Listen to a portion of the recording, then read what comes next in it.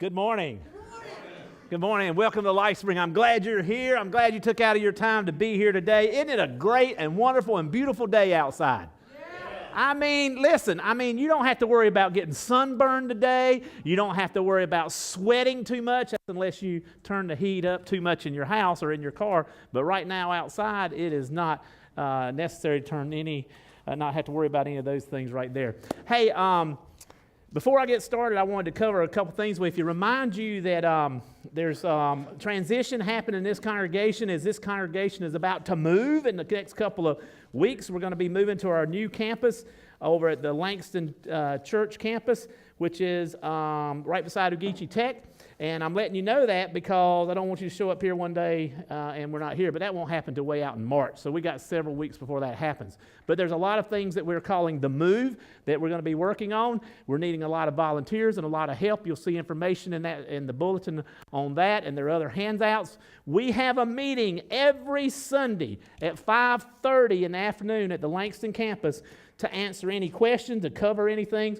If you're interested in finding about being involved in the move of some way, or be involved in serving, or any capacity in the church, help us with the leadership, or just anything about the remodeling that's going to be done, any of that, come over there, check it out, ask any questions. That's where it's an information session every Sunday at 5:30 to make sure everybody has access to the information they need to be able to make good decisions about which service is going to be the best. Then we're going to have 2 services over there when we get all this finished, and they'll be at one campus. One, I think, is at 9:30, and the next one will be at 11 o'clock. You'll get an extra 15 minutes before we start this one, starting in middle of March.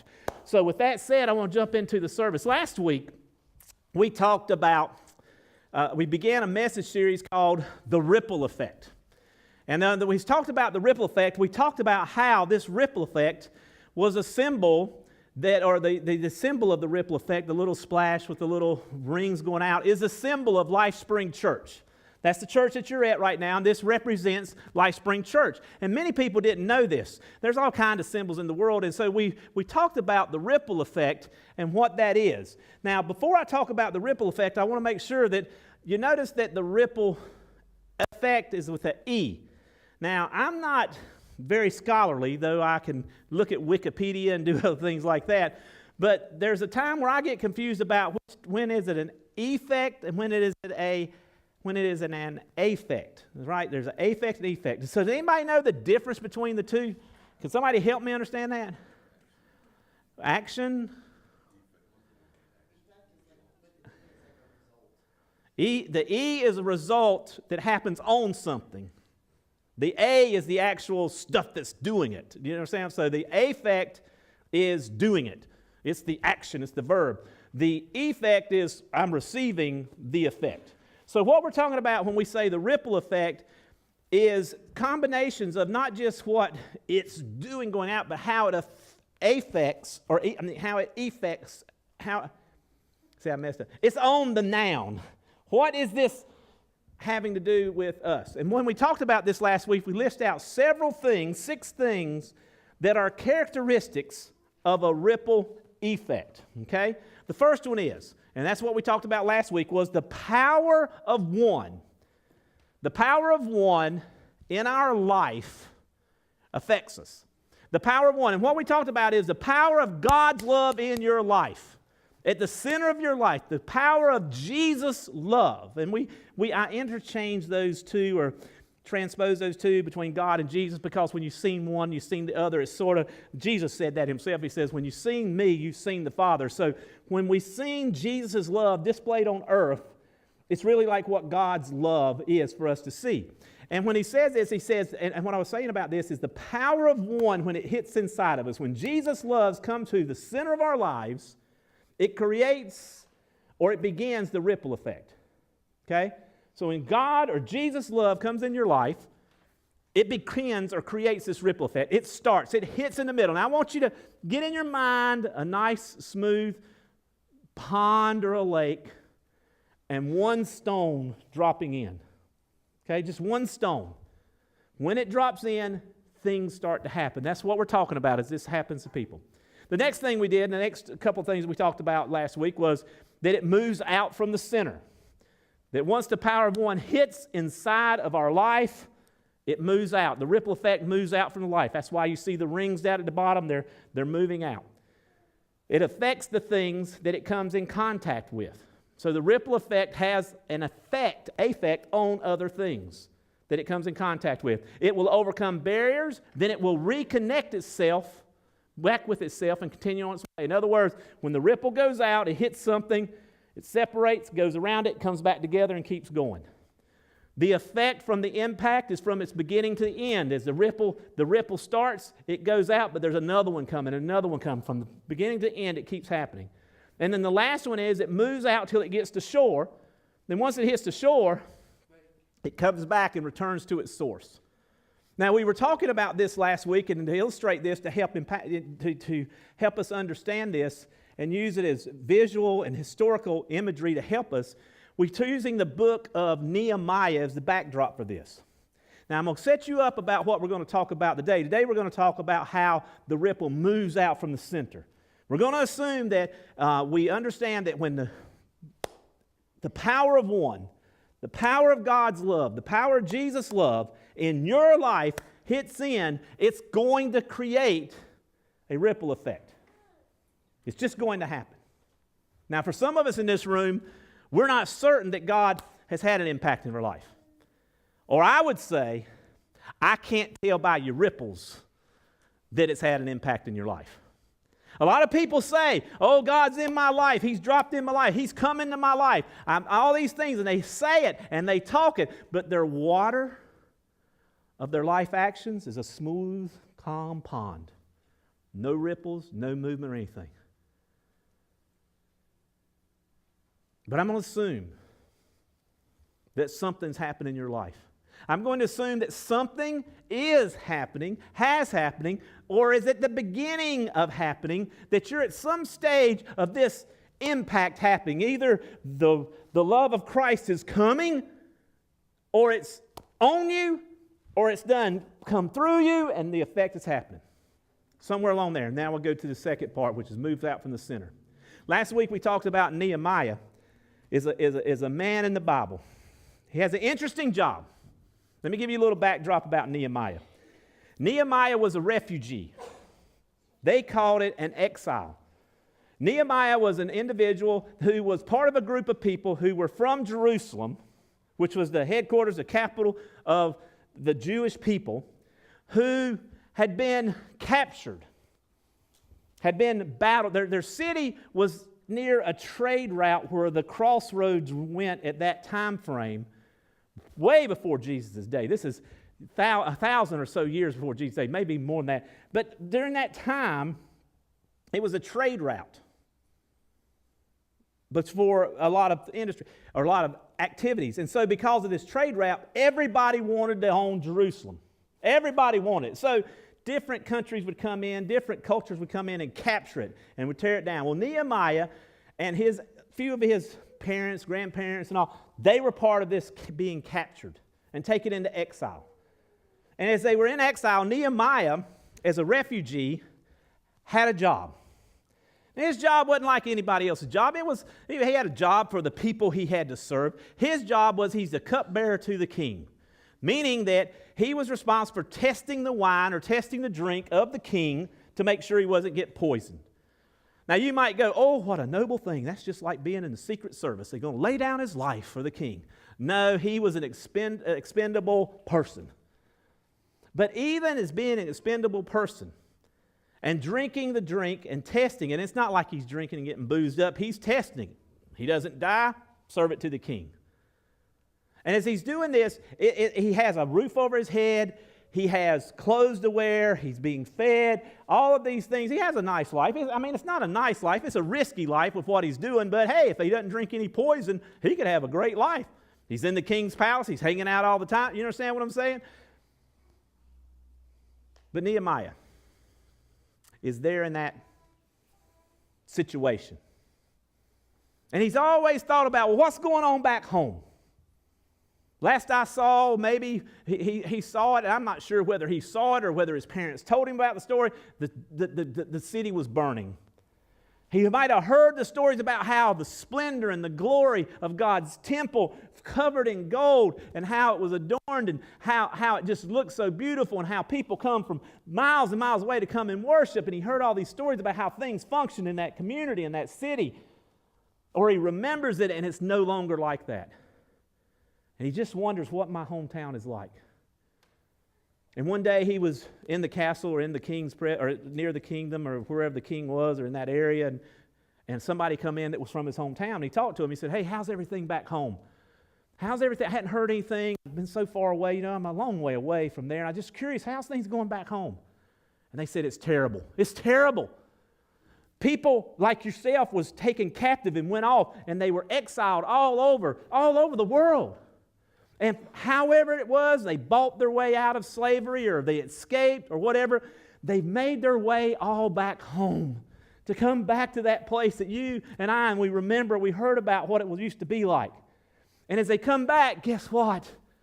It ain't anything like it. The walls, they're still tore down. The walls are just broken down so much, you can just climb across them easily. There's no protection for the people. The city gates, they're burned down. They can't close the gates at night. And for you and I, that doesn't mean a big deal. We're like, well, so what? The fence to my yard doesn't have a gate on it. So what? Imagine living in a community and a culture like we live today, and you don't have any front doors on your home. Now, what would that be like for you? I want you to think about all the things that you have in your home that you take and you lock the door and you shut the door to keep things out and to keep things in. But how would you feel today if you had to leave and go to work and leave your door unlocked? Leave your children there where they're watching TV, but the door's unlocked, or there is no door. How would you feel? People who would take advantage of the weak or the poor, the people that are struggling, people who in a community where things are poor, people are poor and they're struggling. Organized crime everywhere where they're taking over everything. How would you like to live with no doors on your home? And this is the way they were living. And he says it's awful. They have to carry everything they have with them. They're valuables. They can't leave anything. The mafia or the criminal people are extorting the people. All of this stuff was happening. He couldn't believe it. His heart broke. His heart broke, and it broke to the point where this comment, these things that guy said, hit him and it just impacted him. He began to pray, and he began to mourn, and he began to fast. And he began to pray to God. And he fasted not because he needed to lose a few pounds, because his shape wasn't what it used to be when he was a younger guy. He was fasting to grow closer to God spiritually, to go, what do you want me to do about this? What can I do from where I am? And it affects him. And for many days he does this. And today we pick up on a story where he goes back to work. He comes to work. And listen to how the story goes. In the month of Nisan, now we don't have that month in our calendar. They have different calendars. It's the same time scale. They're still the same number of days. They just called them different names. Rather than January, February, March, they had different names. In the month of Nisan, in the 20th year of King Artaxerxes, that doesn't mean he's 20 years old. That means 20 years after he has become king. In the 20th year of King Artaxerxes, when the wine was brought for him, I took the wine, so you see that Nehemiah is writing in first person. I did this. I took the wine and gave it to the king. I had not been sad in his presence before. Lord knows if you come in sad and you're the cupbearer to the king, he's like, oh, I'm not drinking that today if he's going to make him like that. He's got a frown. He might be having a little, I'd never been sad in the presence before. So the king asked me, why does your face look so sad and you're not ill? This can be nothing but sadness of the heart. Do you see, he was affected by the impact of God's love on this community, on this people, that when he's told this love, this care for God, this community, God's home, the dwelling place of God, the place where God's temple was, he is affected about it physically. And it could be seen. When's the last time something affected you like that? When's the last time that you had such a burden for someone or something other than yourself? Other than what's going on in your world. When's the last time you cared for anybody, anything, anywhere that wasn't just around in your world of influence to the point that people could see it on your face?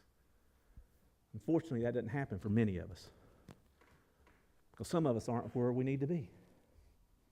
But for Nehemiah, it happened.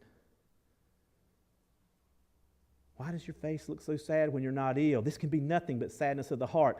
And he says, I was very much afraid. He didn't say I was just afraid. I was a little concerned.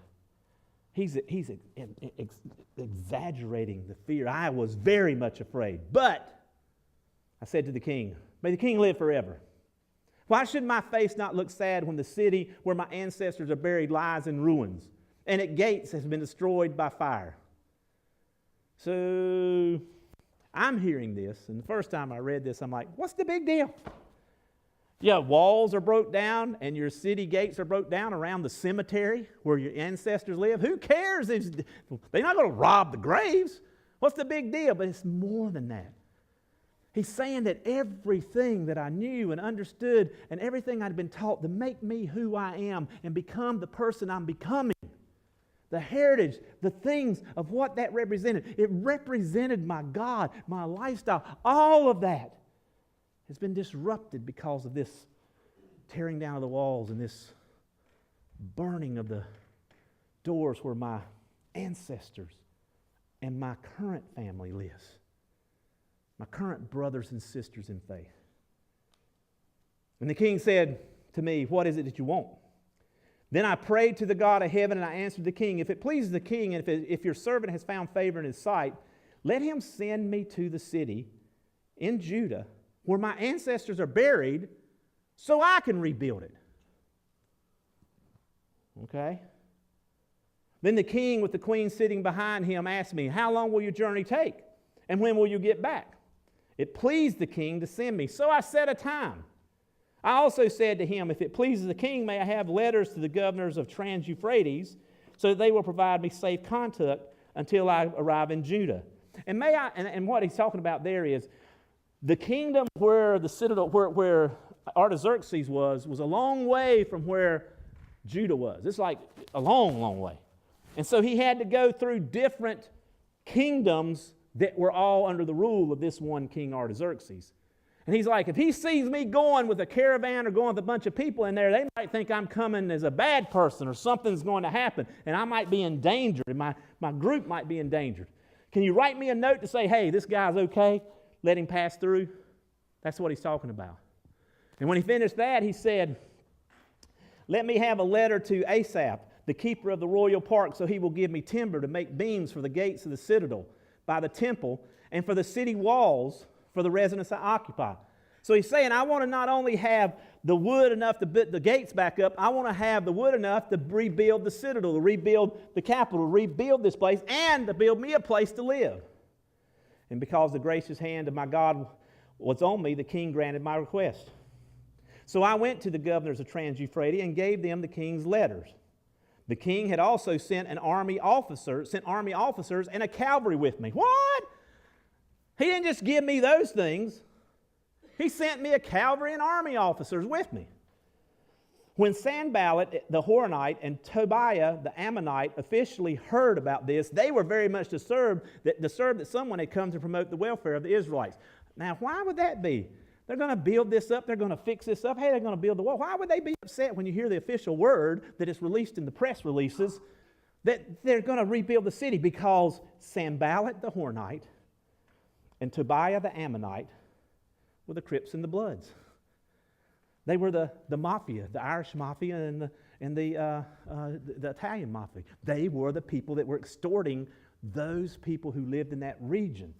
And when you come and you start putting walls up and you start locking your doors, Dodge City begins to have a sheriff or a marshal. Things in Dodge City will change. I'm thinking about, I just transferred right to the Wild West and y'all didn't catch that in my head. I hope you caught it. But did you understand what I'm saying? Dodge City was crazy because there was no law, there was no jail. If there's no jail, where are you going to put us? You can't arrest us. Well, there's no jail. When you start putting infrastructure back, it changes it and makes it hard for evil, for the bad. So here's a couple things we learned through this part that we just read. And this is chapter 2. In 2 weeks, we just covered 2 complete chapters of the Bible, of Nehemiah. Here's the characteristics of the ripple effect. Here's the first one that talks about when it moves out from the center. Remember when we talked about today's category is moving out from the center. See, when Jesus' love impacts our life, and God's love is Jesus' love, when that hits in us, it's known to others. You can't hide it. You can't hide it when your heart breaks for things that you care for, that God cares for and points out to you.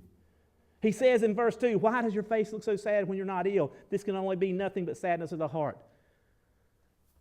The impact of something of God's love when we see things that are wrong in this world. And I'm not even going to go to the world. When you see things that are wrong in your family, in your job, in your school, in your community, that just aren't right. And you get to the point where you think, somebody should do something. People shouldn't go without eating. Children shouldn't be in our community in this day and time and not have people care enough to read to them. People should not live in this community and have so much fear of their children not having a safe place to play, a safe place to hang out, someone to teach them the values of this world, and then the TV teaches them everything.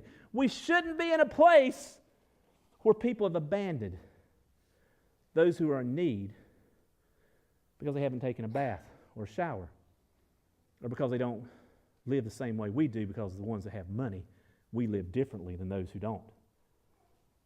Or should I say, those of us who have a credit line live differently than those who don't. It impacts you, and it can be seen, and you can see it's hurting, and people know it. Now, as it moves out from the center of us, as it moves out, as this impact of God's life moves, here's something you need to understand. Nehemiah experience. Number 1, write this down. You will be afraid. When God's love impacts you, when the impact comes in your life and it starts to well up in you and starts the beginning of this ripple, you will be afraid. And I don't mean just afraid. Listen to Nehemiah's word. I was very much afraid. Fear is natural. It's change. It's the unknown that we don't know about that scares us. But the problem is that many of our lives, because we don't know, we allow fear to paralyze us. We hear something from God. We sense something from God. We feel like we're supposed to be doing something. We just don't know what something is. And because we don't know what something is, we freeze. The deer in the headlight. All you got to do is step to the side and you don't damage my car. You don't get killed, but it's just like, I don't know what to do. If I move to the left, I move to the right, and we freeze. It paralyzes us. Nehemiah was in that spot. He was going before the king. He's an exile. He's a refugee. He is as low as you can get. He's expendable. He's going to be afraid, and he says, I was very afraid. But his next thing was, this is what I would say to you. You will be afraid, but take action despite your fear. Write that down. You will be afraid, but take action despite your fear. Nehemiah said, I was very much afraid, but I said to the king, may you live forever. And he goes on and says, he makes his request. My city lies in ruins. When God is calling you to do something and you move through your fear, something is made known to God. It's not a thought. It's not a concept. It's not, well, I wonder if he really loves me or she does.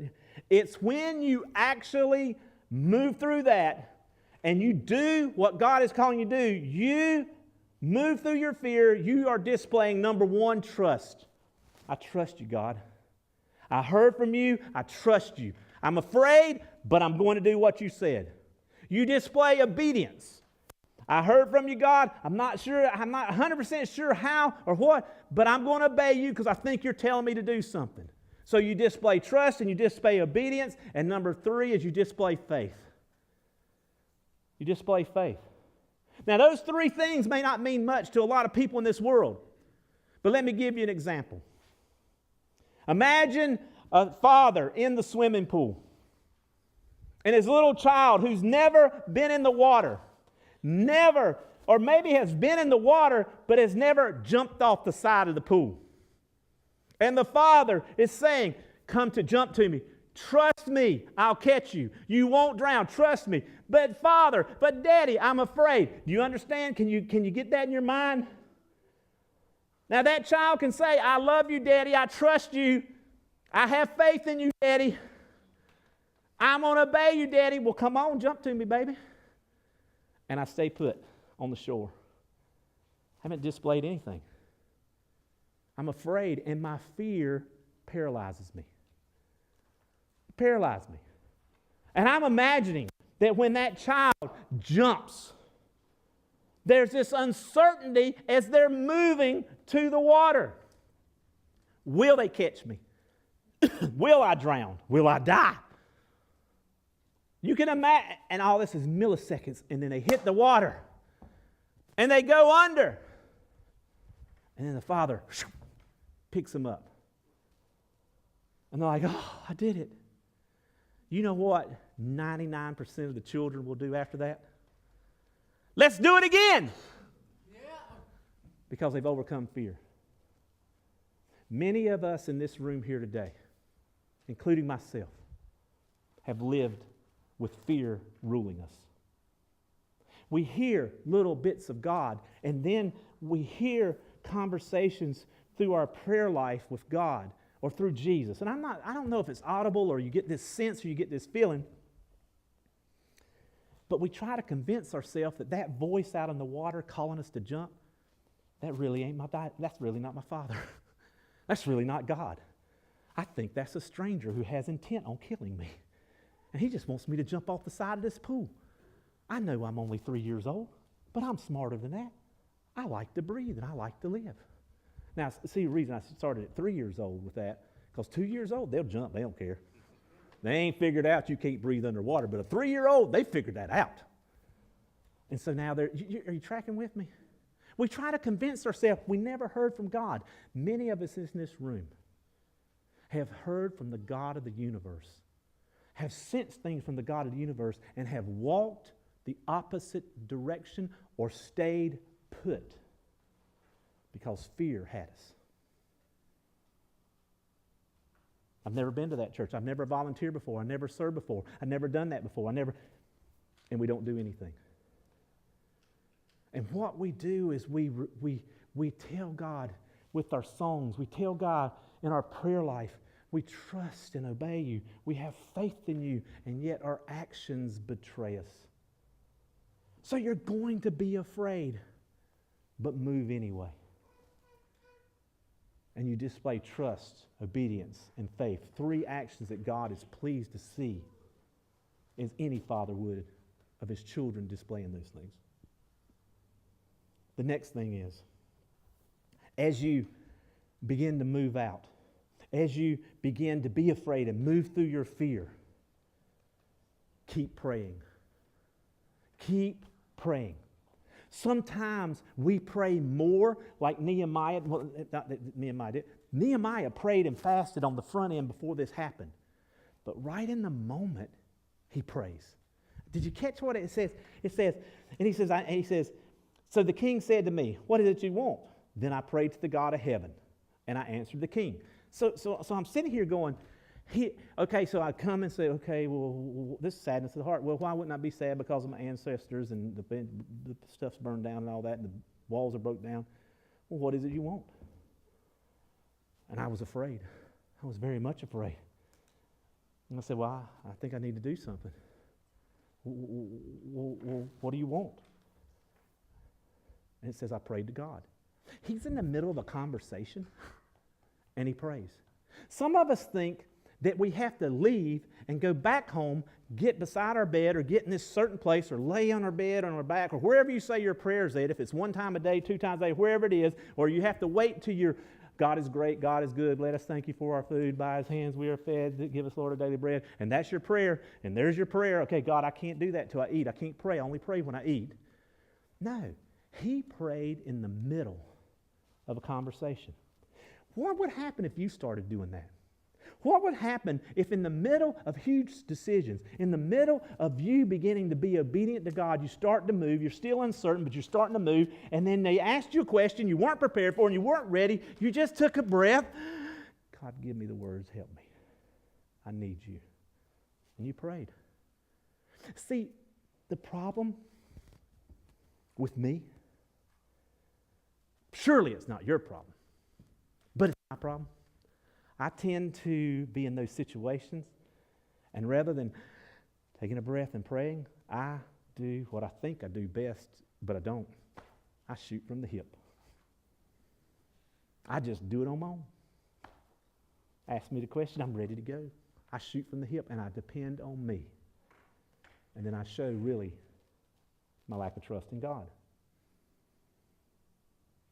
Keep praying even when you start moving. Keep praying in the any time you're uncertain, pray. Don't just think it's a front-loaded situation that you pray at the beginning and you coast the rest of the way. Don't think just because you've prayed for God to make an impact in your life and he makes it and this wave starts moving you, you're done. Pray. Second thing that Nehemiah does while he's praying, he's prepared. So not only keep praying, but be prepared. Verse 6 says, and I answered the king, if it pleases the king, and if your servant has found favor in his sight, let him send me to the city in Judah where my ancestors are buried so that I can rebuild it. So when he's doing this, when he's praying, he's prepared. He's probably during that time of praying and fasting before he's in the king, he's probably got a journal. He's got something. He's writing some notes down. Now, if I get the opportunity, this is what I do. This is what I do. Well, how would you do it? Well, I don't have the money to build a house. I don't have but if I build it, I would do it like this. And you understand what I'm saying? He would have a Pinterest board of what he would be doing. His Pinterest board, he's prepared. Don't know if I'm ever going to use it, but he's ready for it. So keep praying and be prepared. Peter, a disciple of Jesus, said this in 1 Peter. He said, who is going to harm you if you are eager to do good? But even if you should suffer for what is right, you are blessed. Do not fear their threats. Do not be frightened, but in your hearts revere Christ as Lord. Always be prepared to give an answer to everyone who asks you to give the reason for your hope that you have. But do this with gentleness and respect. Even Peter grasped this concept. Or maybe Peter got this concept from being around Jesus so much. Next, as the ripple effect moves out from the center, you need to take note of glory sightings. As you start this movement, you need to be in prayer. You understand? You need to be in prayer, and you need to be prepared. But as you're moving out, that ripple begins to move. As you're starting to move, you've overcome your fear, and you've gone and started moving. You need to take note of glory sightings. Glory sightings is a phrase we've been using over the last several months here at the church, and I don't know if they do it at this congregation because I'm not here at the beginning of it, but at the other campus, and we will do this, it is in your message notes. Look in your message notes. It says, list your prayer concerns, your praises, but the first one is, look on there and tell me what the first one is on your connection card. Somebody look and tell me, what's the first one? Why do I ask for glory sightings? Isn't it all about giving your prayer request? No, I want to hear where you sing God presence in your life. A glory sighting is where you have seen or witnessed or experienced the glory of God. You experience God in your life. It could be in small things, big things. It's still a glory sighting. You need to look for glory sightings as you're moving along doing what God's calling you to do. I got one this day. You want to hear a glory sighting? Yeah. Who wants to hear a glory sighting? Anybody? Last week, where's Katie? Is Katie in here? She's at Kids Spring, right? Okay, Katie's at Kids Spring. We had a girl interviewed for the job to take Kristen's place as coordinator, turned us down. It didn't work out. Katie calls me and I'm like, I'm not worrying about it.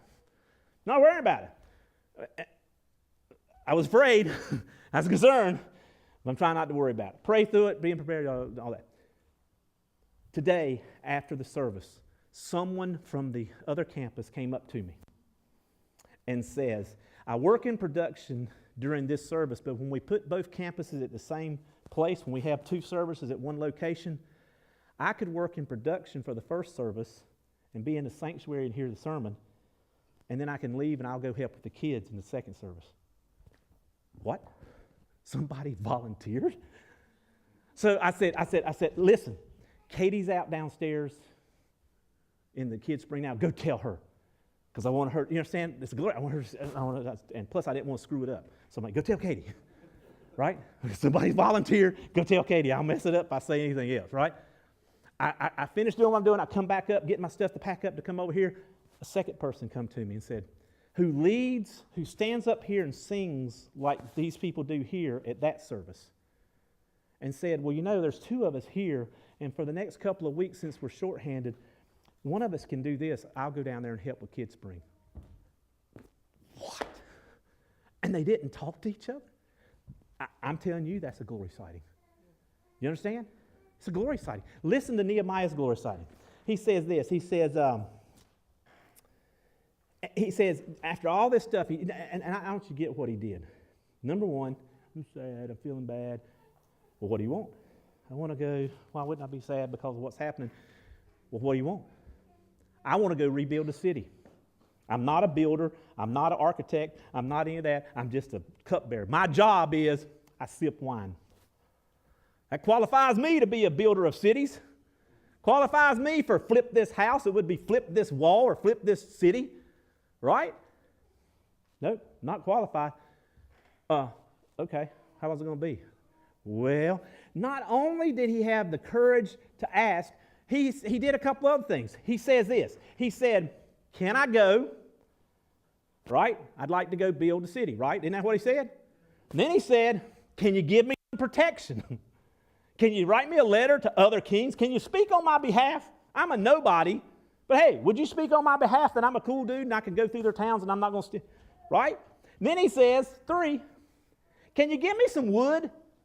Can you donate stuff in other words, I'm nobody, but can you let me go and rebuild a city? Can you give me protection as I go? And can you give me the stuff to do it free?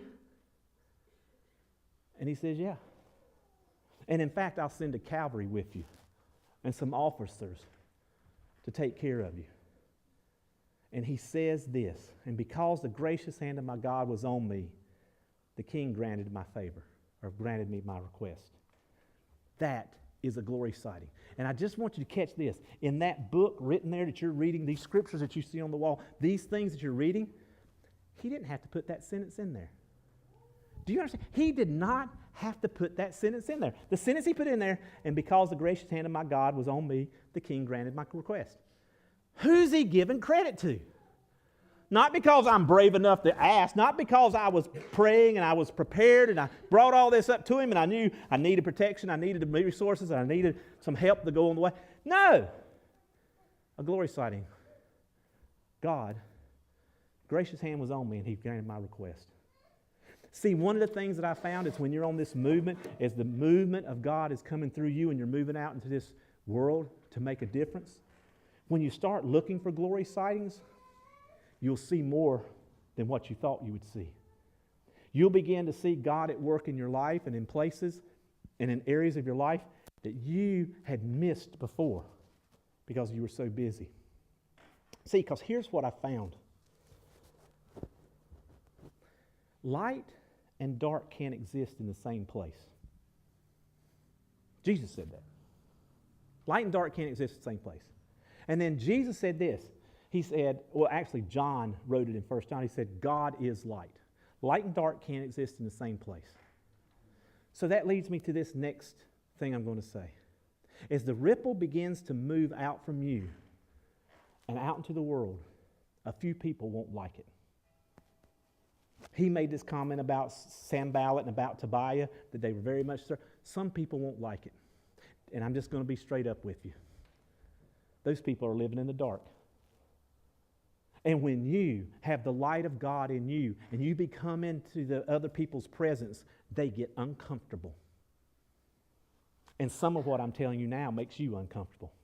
And you really need to think about why it makes you uncomfortable. Maybe there's certain areas of our life that is darker than God wants it to be. And so he's telling us this story, and he's telling us these things through the ripple effect and through this message and through other things that are going on in our life, that maybe I have things for you to do. But you can't do it as long as you live in the dark. You have to let the light, the power of one, God in your life, come through you to change things. You don't need more confidence to do what God's calling you to do. I don't know why that just came. That wasn't. I don't know who. Listen, this is for people in this room right now. I don't know if it's for TV. I don't know. You don't need more confidence to do what God's calling you to do. Do you hear me? If I could look everyone in your eyes and I'd grab you up by the collars, I just want to say that to you right now. That's how I feel right now. You don't need more confidence in your life to do what God's calling you to do. You need more God in your life. You need more Jesus in your life. You need more love and empathy and care for this world that is going to hell. You need to care for people in this world who may not be going to hell, but are living through hell because nobody will step up and stand in the gap and help them, and those somebodies are in this room with me today. You don't need more confidence. You need more God. You need more Jesus. You need more of the impact of one in your life. And a few people won't like it. And they may not be back next week because I just said that. But here's what I'm going to say. Get over it. You got it? Yes, sir. Get over it. Yes, sir. It's time to step up. It's time to step out. It's time to quit talking about things that need to change and be a part of the change. That's what that ripple means. And it's meant it for nearly 10 years since I started the church. And I forgot it. And I stand before you today telling you I'm remembering now. And that's a glory sighting.